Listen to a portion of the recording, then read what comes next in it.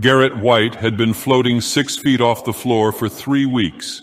His feet and hands tingled, and his eyes burned with the flames of a dying fire.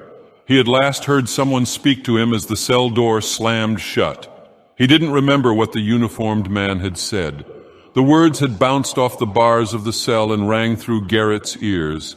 Gherit had been talking to himself for the last few minutes.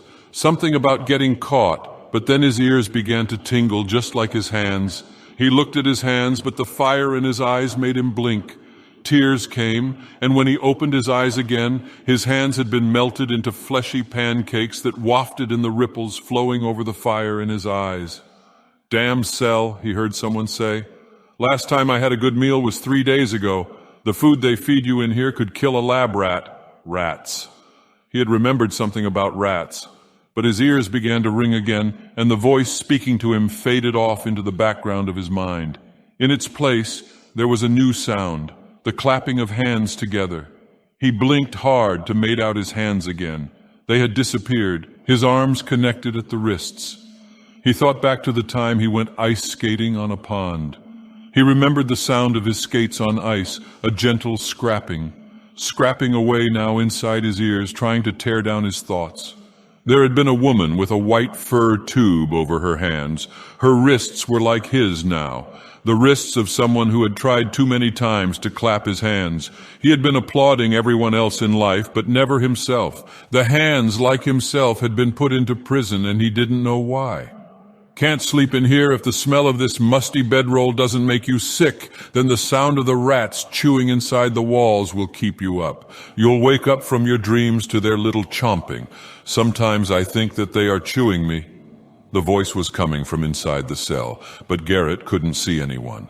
Gherit hadn't always been alone. He could vaguely recall from somewhere inside his broken mind that there had been friends, lovers, murderers. He recalled a theory he had come up with after a bloody schoolhouse brawl. The theory was simple. At some point in time, everyone was a murderer. Whether or not they ever felt remorse, they had all wanted someone dead. Hatred. Everyone knew the feeling of hatred. Gherit had known hatred on that schoolyard. His beater had laughed at their bloody faces, a laugh which now echoed through his ears, rhythmically blocking out the other voice in the cell. The schoolyard was usually a place where Gherit and his friends would play football or foursquare or something, but today there was an edge.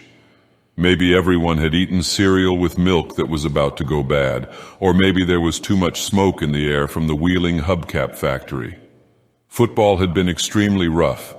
Gherit had gone to play foursquare after he got tackled by 5 boys who weren't his friends.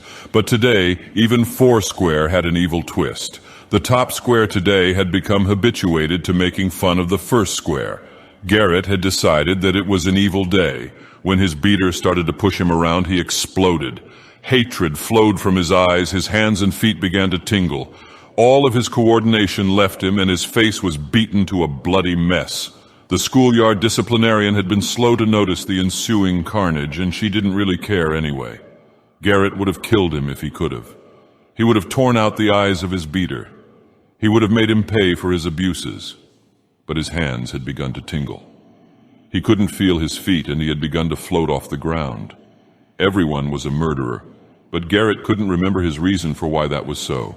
He thought it was something about hands, the passion for justice. His hands and feet had begun to tingle, and he was floating farther off the floor. He looked up from his hands, and he saw the bars of the cell moving left and right, opening wide and then closing shut like the surf coming up a beach. Every time that he thought he would be safe, the bars crested up, the opening closing, the wave rising, crashing.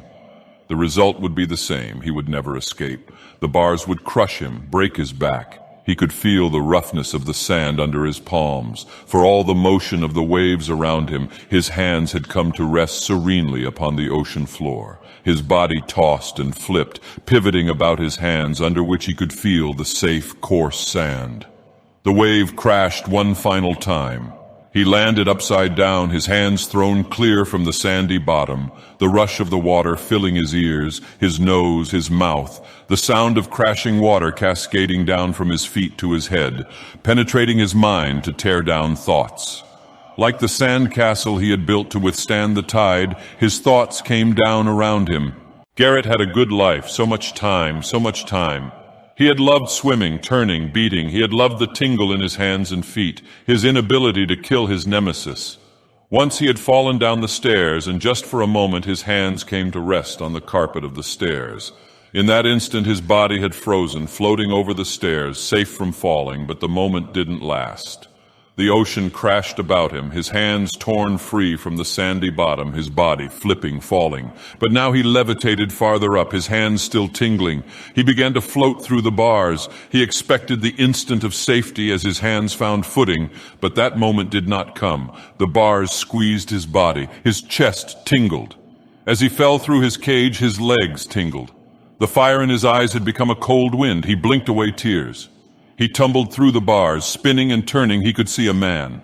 In his hand, he saw a small white rat.